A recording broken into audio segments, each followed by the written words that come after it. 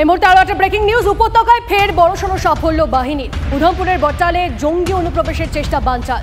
জঙ্গিদের সঙ্গে গুলির লড়াইয়ে জখম এক জওয়ান। জঙ্গিদের খোঁজে এলাকা জুড়ে তল্লাশি জারি বাহিনীর।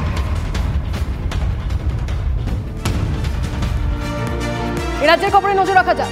বিরোধী পঞ্চায়েত সদস্যদের কাজ না দেওয়ার নিদান। বিতর্কে ভগবানগোলার নবনির্বাচিত তৃণমূল বিধায়ক রেয়াত হোসেন। কোনোরকম ভাবে বিরোধী সদস্যদের কাজের ভাগ দেওয়া হবে না, এক পথসভায় কর্মীদের উদ্দেশ্যে বলতে শোনা যায় এই তৃণমূল বিধায়ককে। বিরোধীদের কাজ না দিলে তারা উন্নয়নের কাজ করতে পারবে না, ফলে মানুষ তাদের ভোট দেবে না, এমনই বলতে দেখা যায় রেয়াত হোসেনকে।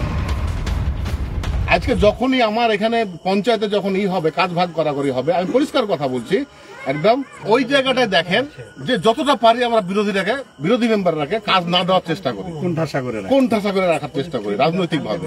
একে যদি কাজ দিই তাহলে এলাকার না দিই তাহলে এলাকার উন্নয়ন হবে না, উন্নয়ন না হলে পরে সামনে ভোট পাবে না। ঠিক আছে, এই আমরা পলিটিক্সটা করি।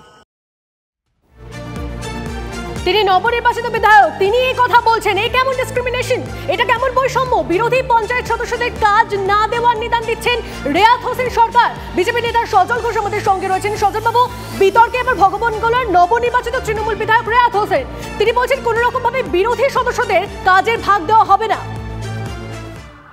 আসলে দেখুন, ব্যাপারটা হচ্ছে এরা সম্পূর্ণভাবে অরাজনৈতিক বটে।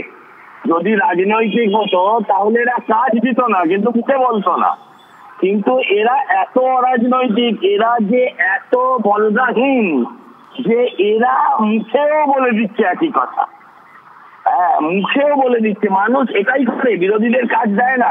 এটা সিপিএম আমলেও হতো, এটা তৃণমূল আমলেও হবে, আমরা ধরেই নিচ্ছি। কিন্তু এইরকম ভাবে বুক চিতিয়ে মাইকের সামনে বলা, এটা যে কতটা দুঃসাহসিক, আগামী দিনের জন্য কতটা ক্ষতিকর পশ্চিমবঙ্গের জন্য, সেটা এরা বোঝার মতন বুদ্ধি বা বিবেচনা কিছুই রাখে না।